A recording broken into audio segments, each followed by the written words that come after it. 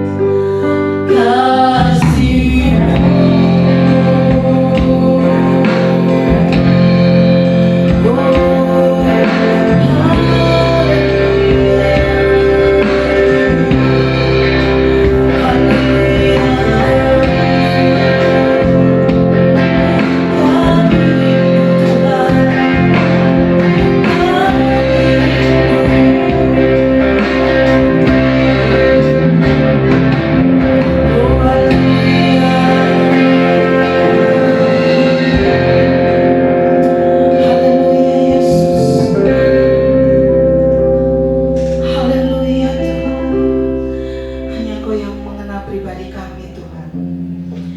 Inilah doa kami di hadapan-Mu pada pagi hari ini Tuhan. Kami buka hati kami Tuhan, selebar-lebarnya ya Tuhan. Biarlah Engkau bekerja pada pagi hari ini Tuhan. Kami tahu Engkau hadir ya Tuhan di setiap hati kami Bapa. Engkau menjamah di setiap hati kami yang beribadah pada pagi hari ini kepadamu Bapa. Tuhan tolong ya Tuhan, supaya pagi ini Tuhan kami dapat ya Tuhan menerima semuanya berkat-berkat-Mu ya Tuhan yang terbaik buat kami semua. Jika ada yang sakit Engkau sembuhkan, jika ada yang berbeban berat Engkau berikan kelegaan ya Tuhan. Karena kami tahu ya Tuhan, pengharapan, kekuatan, semuanya ya Tuhan, kasih-Mu yang kami perlukan dalam hidup kami ini Tuhan. Tuhan, kami bawa ibadah online, kami buka ibadah online pada pagi hari ini, kami buka hanya di dalam nama Tuhan Yesus kami berdoa, amin. Bapak Ibu Saudara siap untuk memuji Tuhan. Meskipun di rumah, mari kita keluarkan semuanya, mari kita lepaskan semuanya untuk memuji Tuhan, supaya apa yang kita persembahkan, supaya apa yang kita pujikan di dalam rumah kita bisa sampai di hadapan Tuhan. Haleluya. Mari kita siapkan hati kita untuk memuji Tuhan.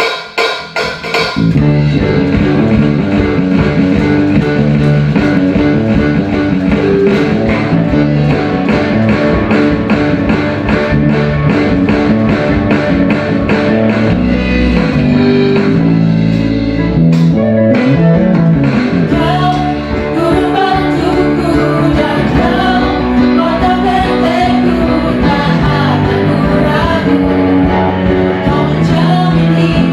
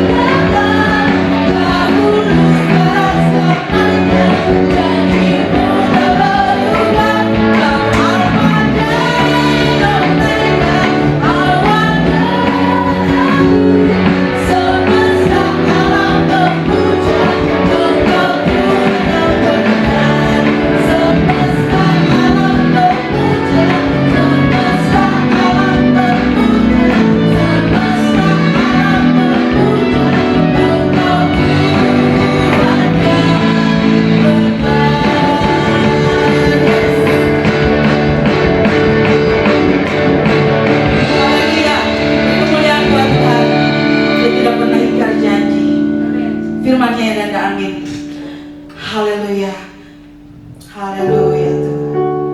Engkaulah kebenaran kami Tuhan. Engkaulah juru selamat kami Tuhan. Haleluya Yesus. Haleluya Bapa.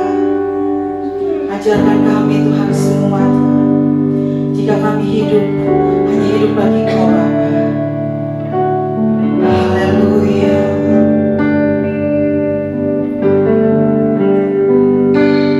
Yesus Kau kebenaran yang menyelamatkanku. Kau memberikanku hidup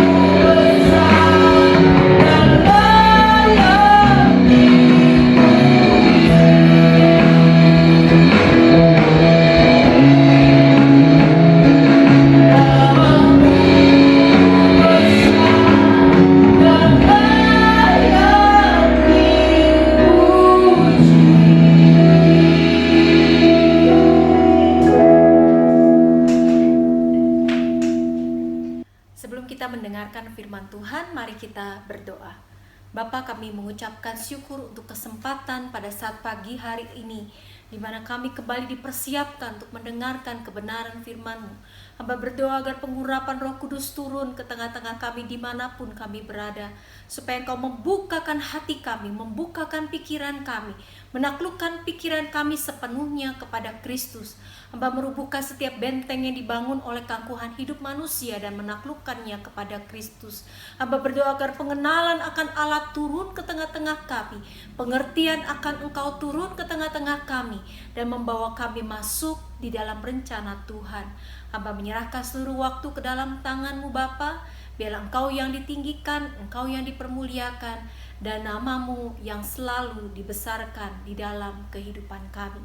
Kami menyerahkan seluruh waktu ini ke dalam tangan-Mu. Roh Kudus, buka hati kami selebar-lebarnya untuk kebenaran firman Tuhan. Di dalam nama Tuhan Yesus kami berdoa. Amin.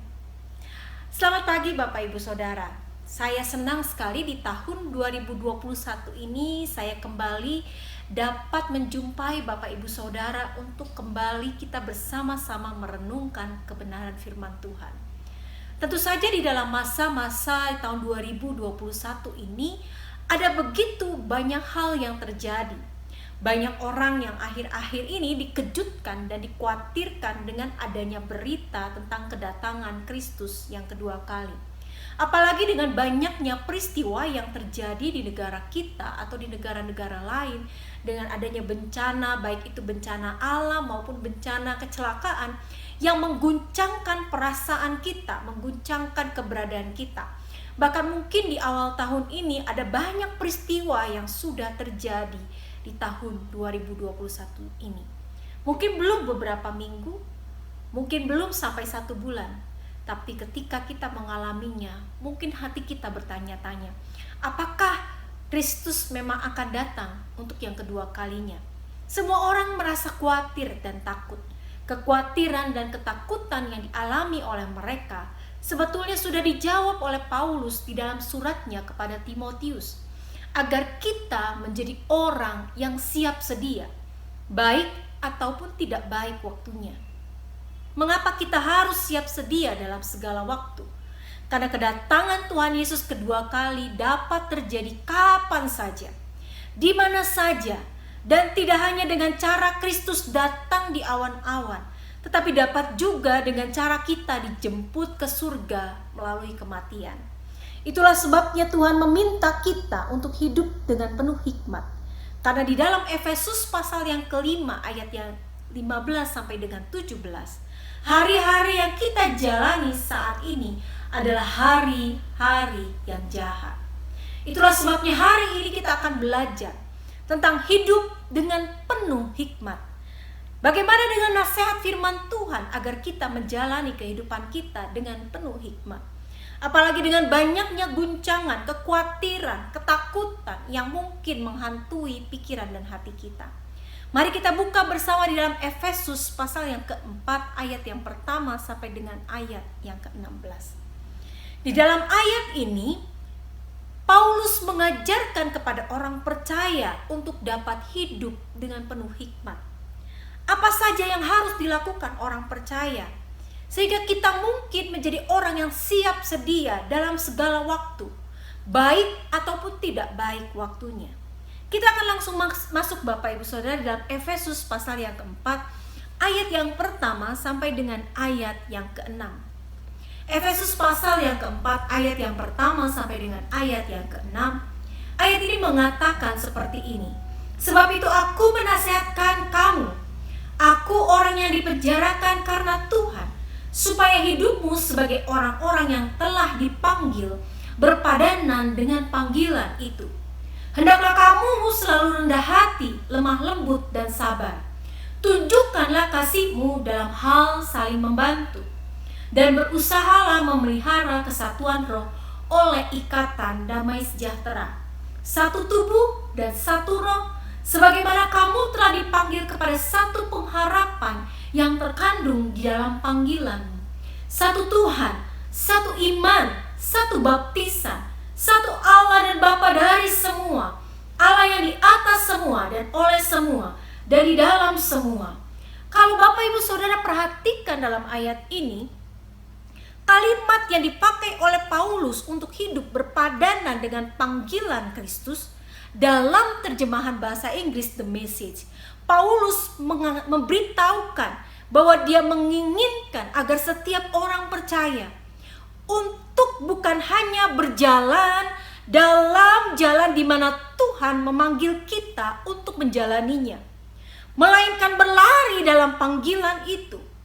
Kitab Filipi mengatakan Paulus mengingatkan orang percaya bukan hanya untuk duduk diam ketika menunggu Tuhan memanggil kita pulang ke surga karena kita menerima Kristus sebagai juru selamat pribadi, melainkan dengan berlari kepada panggilan itu. Paulus dengan jelas mengatakan supaya jangan ada di antara orang percaya yang hanya duduk melipat tangan dan tidak mengerjakan apa-apa. Saudara, kita dapat saja melakukan masuk di dalam panggilan bersama dengan Tuhan Yesus dengan duduk melipat tangan dan tidak mengerjakan apa-apa bagi Tuhan. Atau kita hidup dengan tanpa tujuan. Padahal di dalam Efesus pasal keempat ini, Tuhan menginginkan kita untuk memberikan kehidupan kita sepenuhnya kepada Tuhan. Mencurahkan seluruh kehidupan kita kepada Tuhan dalam tindakan kasih kepada orang-orang sekeliling kita, terutama orang-orang percaya. Kebingungan yang pada saat ini terjadi dan melanda orang-orang percaya pada masa kini dalam masa pandemi COVID-19 ini adalah bahwa mereka saat ini tidak tahu bagaimana harus bersekutu dengan orang percaya lainnya. Mereka hidup ibadah mandiri, sendiri tanpa ada hubungan dan keterikatan dengan orang percaya lainnya. Konsep inilah yang seharusnya diubah di dalam diri orang percaya. Kita seharusnya menyadari seperti yang dikatakan Paulus di dalam ayat-ayat ini. Kehidupan iman kita tidak boleh hanya berjalan di tempat. Kita seharusnya waspada dengan kehidupan kita dan secepat mungkin memperbaiki kehidupan kita yang salah di hadapan Tuhan.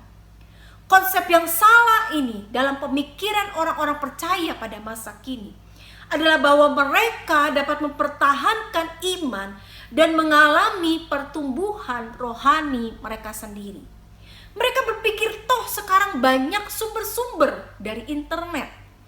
Saya bisa nonton video ibadah dari gereja mana saja di seluruh dunia. Bahayanya adalah bahwa konsep pertumbuhan iman dalam kekristenan bukanlah bertumbuh dalam kesendirian, tetapi tumbuh dalam satu kesatuan. Itulah sebabnya di dalam ayat yang keempat sampai dengan ayat yang keenam, firman Tuhan mengingatkan kita bahwa kita dipanggil untuk berjalan dalam satu perjalanan iman yang sama, dalam jalan dan tujuan yang sama, untuk tinggal bersama baik dalam iman dan persekutuan.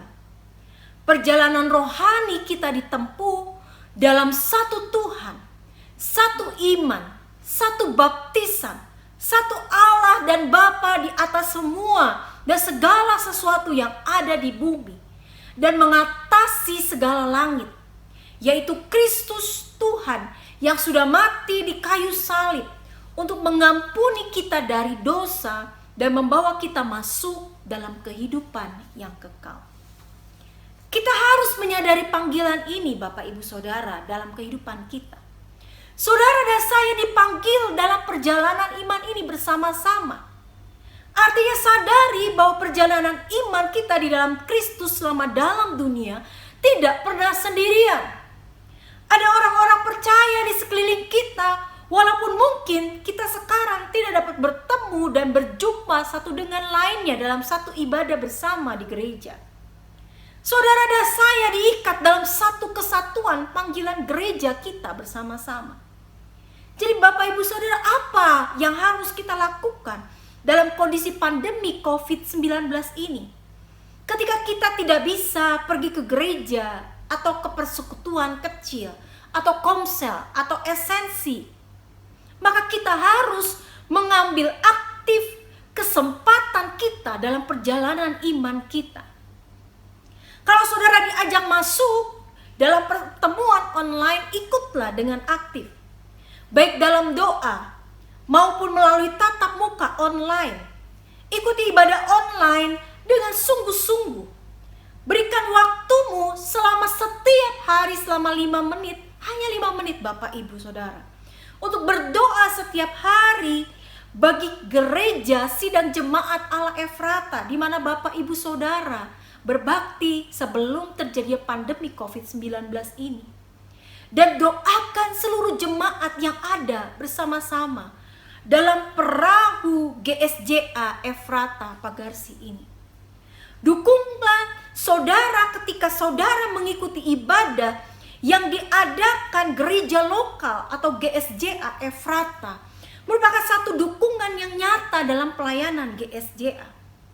Jangan lupa Bapak Ibu Saudara untuk memberikan persepuluhan setiap bulan, persembahan setiap minggu melalui transfer yang mungkin Bapak Ibu bisa perhatikan di dalam ibadah online yang diberikan. Dan Bapak Ibu Saudara, walaupun memang tidak ada yang tahu apakah kita mengikuti ibadah online dari gereja yang mana, atau memberi persembahan atau tidaknya, toh tidak ada yang tahu karena kita harus melakukan itu dengan transfer ke rekening gereja. Karena saudara harus tahu mengapa kita harus melakukan itu di masa pandemi COVID-19 ini. Pelayan-pelayan, hamba-hamba Tuhan yang ada, mempersiapkan diri untuk melayani saudara di tengah-tengah masa yang sukar dan berat ini.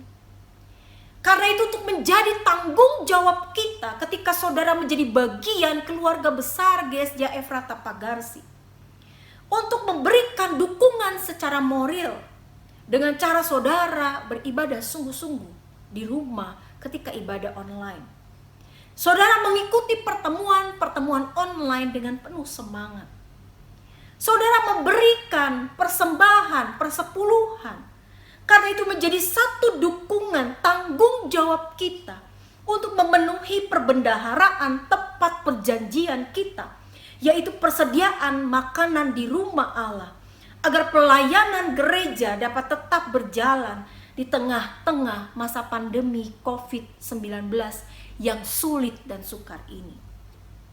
Ketika kita bergandengan tangan Bapak Ibu Saudara, kita akan dapat melalui masa-masa yang sulit. Kita akan mengalami keberhasilan dalam kehidupan iman dan pelayanan. Dan saudara, dalam kondisi seperti sekarang ini, kita harus menyadari bahwa ketika kita ada di dalam satu gereja, dukungan kita terhadap pelayanan mereka merupakan satu tindakan iman bahwa kita tetap percaya kepada Allah yang telah memanggil dan memelihara iman kita di dalam satu panggilan yang sama dalam satu gereja lokal. Tetapi rupanya untuk hidup di dalam penuh hikmat bukan hanya seperti itu.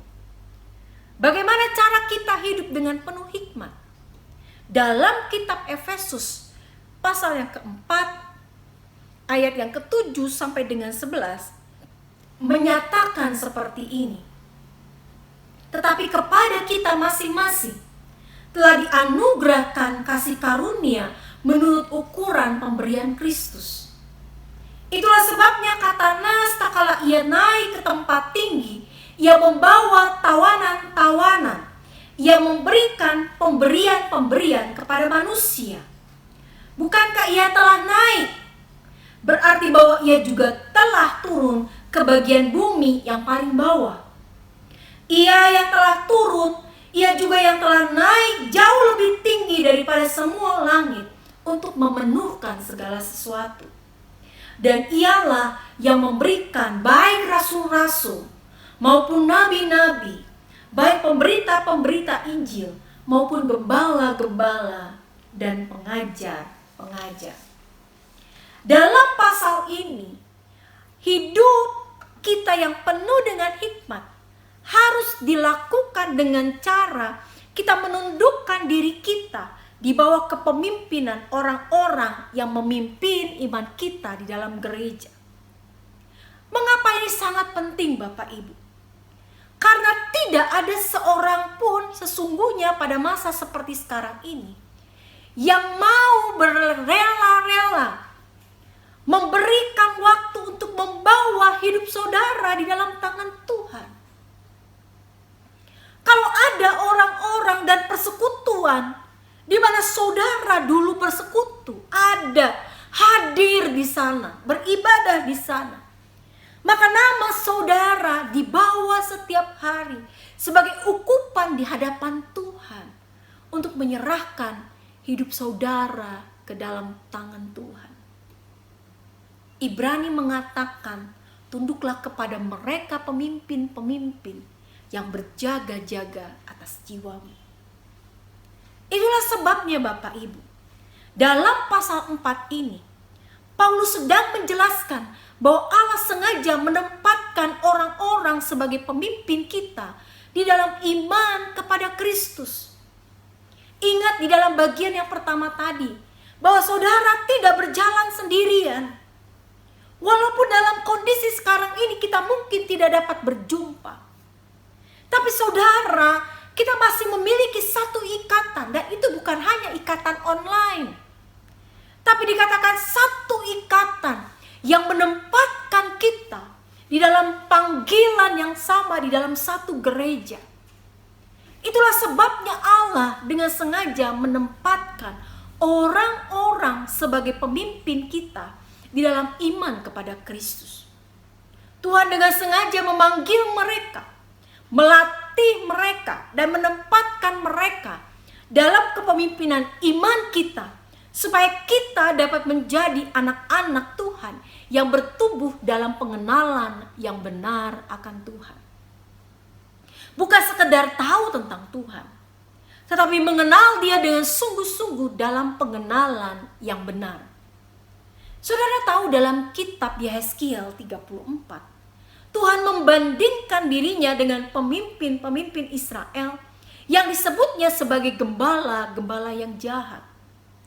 Mengapa? Karena Tuhan melihat para pemimpin Israel ini yang pada akhirnya tidak membawa bangsa Israel ke dalam pengenalan yang benar akan Tuhan.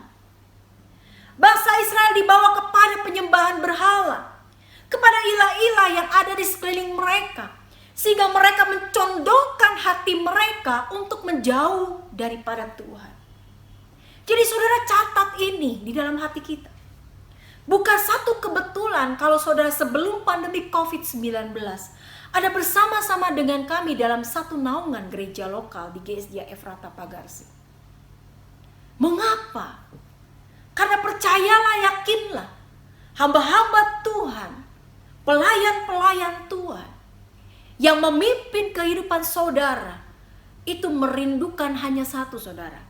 Untuk saudara dapat lebih mengenal Kristus, lebih dalam mengenal Dia sebagai Tuhan yang benar, Tuhan yang sejati, Tuhan yang hidup, dan Tuhan yang memimpin dan menggenggam masa depan.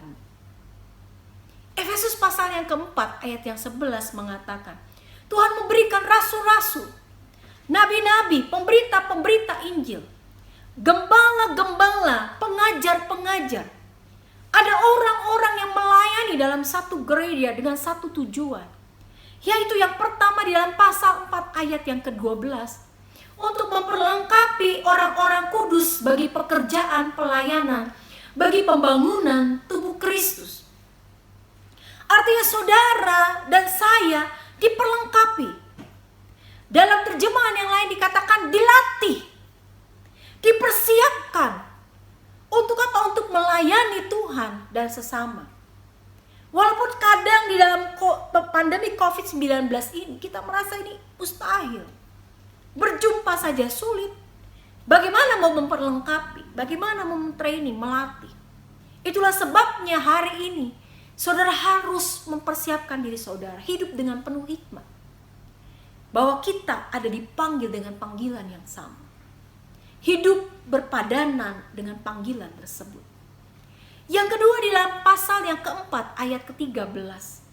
Sampai kita semua telah mencapai kesatuan iman dan pengetahuan yang benar tentang anak Allah, kedewasaan penuh dan tingkat pertumbuhan yang sesuai dengan kepenuhan Kristus.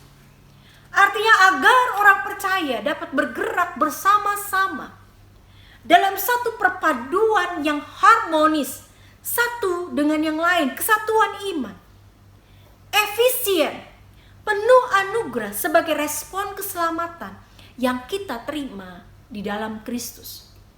Kita akan menjadi orang yang dewasa penuh, Alkitab katakan. Dalam apa? Dalam pengetahuan yang benar tentang anak Allah.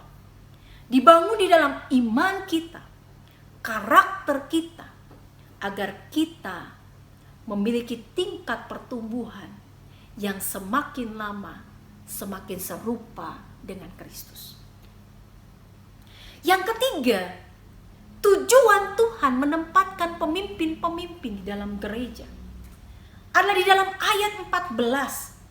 Sehingga saudara dan saya bukan lagi anak-anak yang diombang-ambingkan oleh rupa-rupa angin pengajaran, oleh permainan palsu manusia dalam kelicikan mereka yang menyesatkan. Artinya, saudara dan saya, kita tidak lagi menjadi orang percaya yang bayi rohani, yang mudah tersesat dan disesatkan, dan menjadi anak kecil yang menjadi sasaran penipu. Tapi dikatakan kita tidak akan terombang-ambing lagi. Karena tadi saya dikatakan di awal, Ibrani itu mengatakan mereka pemimpin-pemimpin ini, pelayan-pelayan Tuhan ini, berjaga-jaga atas jiwamu. Dan dikatakan di yang keempat, apa tujuan Tuhan menempatkan pemimpin-pemimpin di dalam kehidupanmu, dalam kehidupan imanmu? Dalam ayat 15-16 mengatakan seperti ini. Tetapi dengan teguh berpegang pada kebenaran di dalam kasih, kita bertumbuh di dalam segala hal ke arah Dia, Kristus yang adalah kepala. Daripadanya lah seluruh tubuh yang rapi tersusun dan diikat menjadi satu oleh pelayanan semua bagiannya, sesuai dengan kadar pekerjaan tiap-tiap anggota, menerima pertumbuhannya dan membangun dirinya di dalam kasih. Artinya yang keempat ini, tujuannya adalah agar saudara dan saya bertumbuh di dalam Kristus, mengerti seluruh kebenaran dan dapat melakukannya di dalam kasih. Kita diberi kemampuan untuk mengambil sumber kehidupan kita di dalam Kristus. Kita diberi tahu bagaimana caranya untuk di dalam segala hal kita dapat datang kepada Kristus, duduk di bawah kakinya, untuk dapat mengambil keputusan-keputusan dalam apapun yang kita lakukan. Sehingga iman kita, kehidupan rohani kita dapat bertumbuh dengan sehat di dalam Kristus dan hidup dengan kuat di dalam kasih Kristus. Saudara, Tuhan menginginkan kita untuk hidup dengan penuh hikmat. Ingatlah bahwa hari-hari yang sedang kita jalani adalah hari-hari terakhir. Semakin di ujung penantian terakhir. Sehingga kondisi dunia, kondisi manusia akan semakin jahat dan menarik kita jauh daripada Tuhan. Ingatlah bahwa agar kita dapat hidup dengan penuh hikmat, yang pertama kita harus berpadanan dengan panggilan Kristus. Hidup kita adalah suatu pertandingan. Keputusan-keputusan, masalah-masalah, pergumulan-pergumulan yang ada di dalamnya adalah bagian dari pertandingan iman kita. Apakah kita akan memenangkan pertandingan tersebut dengan terus berada dalam jalur pertandingan? Atau kita akan keluar dari pertandingan iman tersebut dan hidup tanpa tujuan di dalam dunia ini? Ingat, tujuan hidup kita adalah sungguh-sungguh mengenal Allah secara pribadi. Allah dapat bekerja dalam segala sesuatu yang terjadi dalam hidup kita untuk mendatangkan kebaikan bagi orang-orang yang mengasihinya, yaitu bagi mereka yang terpanggil dalam rencana Allah. Yang kedua, bagaimana cara kita untuk menjalani hidup dengan penuh hikmat? Tunduklah dan hiduplah dalam persekutuan yang aktif dalam gereja. Walaupun mungkin saudara dan saya merasa bahwa gereja masa kini benar-benar tidak dapat dikatakan berbentuk bangunan, melainkan lebih pada persekutuannya, orang-orangnya, para pemimpinnya. Marilah kita memasukkan diri kita secara sengaja ke dalam persekutuan tersebut. Belajar untuk mendukung gereja dimanapun kita ditempatkan, kecil ataupun besar, penuh kelemahan ataupun sempurna. Kita diberi tanggung jawab oleh Tuhan untuk menempati bagian dalam persekutuan tersebut, agar iman dan kehidupan rohani kita dapat bertumbuh secara baik, mengalami pengenalan akan Allah dengan benar, dan memiliki kehidupan iman yang kuat dan penuh kasih di dalam Kristus. Jadi pertanyaannya Bapak Ibu Saudara, maukah kita menjadi orang-orang percaya yang masuk ke dalam pertandingan iman kita? Hidup dalam iman yang sungguh-sungguh di dalam Kristus, dan berusaha dengan sungguh-sungguh untuk mengenal Kristus dalam kehidupan kita. Yang kedua yang harus saudara renungkan, maukah kita menjadi bagian utuh dalam gereja di mana kita ditempatkan? Mendukung, menjadi satu kesatuan yang utuh dalam gereja dan mengalami pertumbuhan iman yang benar dalam Kristus.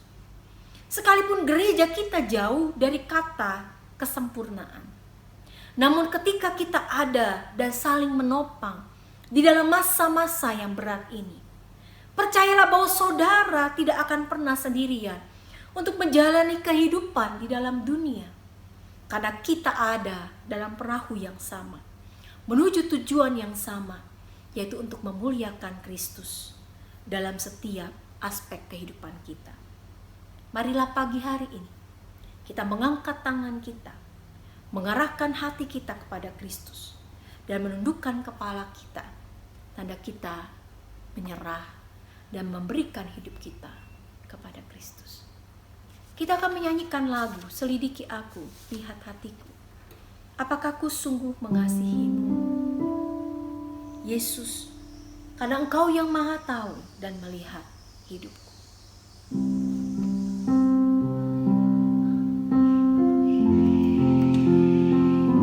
Selidiki aku, lihat hatiku, apakah ku sungguh mengasihimu, Yesus, Kau yang Maha Tahu dan menilai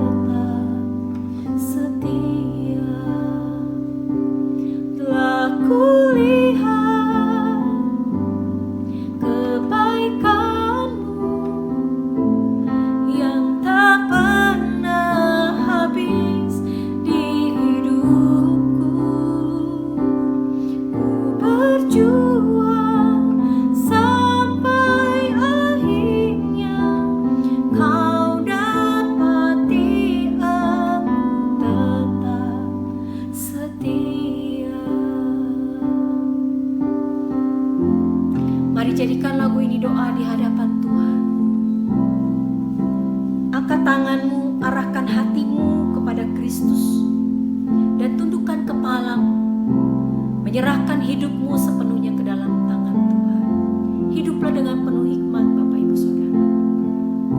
Mari ketika kita menjalankan iman kita di dalam Kristus, kita bukan hanya berpangku tangan, kita bukan hanya diam saja, tetapi kita menjalankan pertandingan iman kita dengan setia.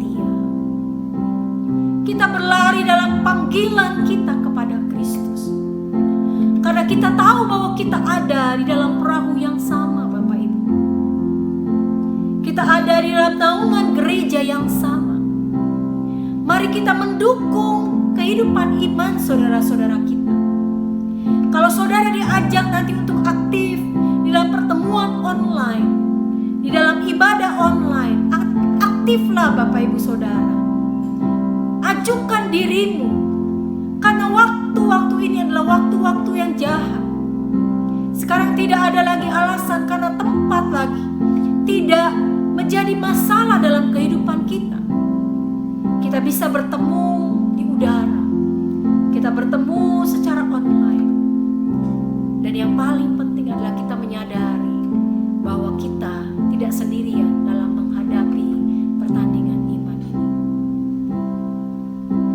Dan yang kedua adalah, marilah kita menjadi orang-orang yang mendukung dalam satu kesatuan yang utuh. Mari bawa hidupmu dan serahkan hidupmu ke dalam tangan Tuhan. Biarlah saudara bergandengan tangan dengan seluruh anggota gereja dimanapun mereka berada pada saat pagi hari ini, dalam satu kepercayaan yang sama, bertumbuh di dalam Kristus dan semakin mengenal Dia. Angkat tanganmu Bapak Ibu Saudara. Saya akan berdoa bagi Bapak Ibu Saudara. Pagi hari ini hamba membawa seluruh jemaatmu yang mengangkat tangannya di hadapan Tuhan. Turunlah tanganmu atas kepala mereka dan berkati mereka. Bapak hamba berdoa agar mereka menjalani kehidupan yang penuh dengan hikmat di tengah-tengah masa yang berat dan sukar ini. Ingatkan mereka bahwa mereka tidak pernah bertanding sendirian. Ada banyak orang-orang percaya dalam satu wadah yang sama, gereja yang sama, mendukung perjuangan iman mereka, bersama-sama bersama dengan mereka. Walaupun kami mungkin hari ini dipisahkan oleh jarak, dipisahkan oleh waktu, dipisahkan oleh tempat, tapi ikatan kesatuan hati yang dikatakan oleh Efesus, diikat oleh darah Kristus, oleh Bapa di atas segala Bapa, yang mengatasi segala sesuatu yang ada di dalam dunia ini. Tolong kami untuk menjadi orang-orang yang sungguh-sungguh memahami panggilan kami, bertanding dalam pertandingan iman kami, dan sungguh-sungguh hidup di dalam panggilan Tuhan. Hamba berdoa beri kekuatan, beri kemenangan di dalam pergumulan mereka. Kalau mereka ada yang sakit, jamah dan sembuhkan.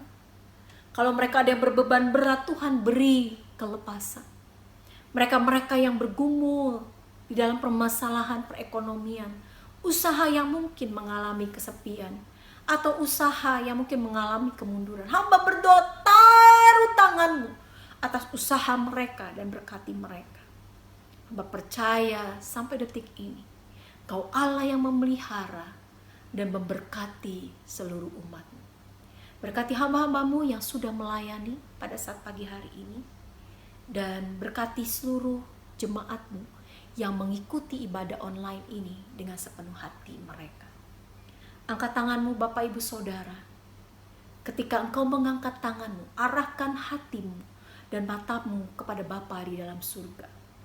Hamba berdoa agar pengurapan Allah turun ke setiap jemaat. Berkat dari Allah Bapa turun ke atas mereka.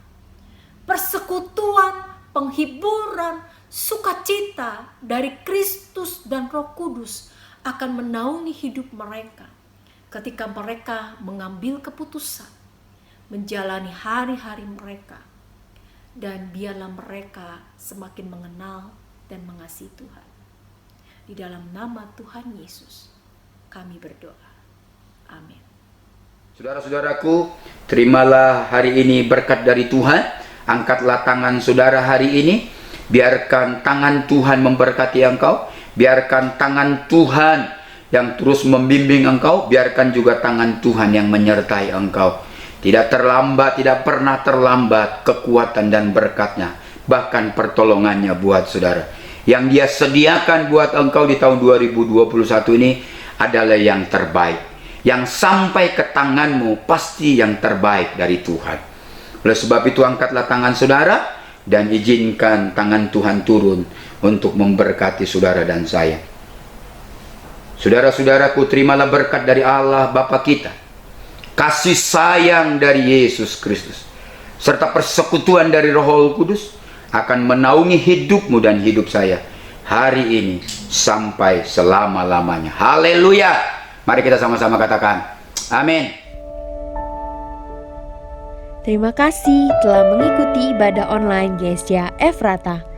Untuk persembahan umum dan persepuluhan dapat ditransfer melalui rekening BCA dengan nomor rekening 1763013344 atas nama Gereja Sidang Jemaat Allah. Untuk memudahkan pencatatan bendahara gereja, sangat membantu sekali jika setiap persembahan dibedakan dengan cara sebagai berikut. Untuk persembahan umum, berikan angka 1 pada digit terakhir nominal. Contoh 20.000 1. Untuk persepuluhan, berikan angka 2 pada digit terakhir nominal. Contoh 20.000 2. Jangan lewatkan ibadah online di channel Gereja Efrata selanjutnya. Dan jangan lupa subscribe dan aktifkan notifikasinya. Selamat bergabung di keluarga Gereja Efrata. Terima kasih sudah beribadah bersama kami. Tuhan Yesus memberkati.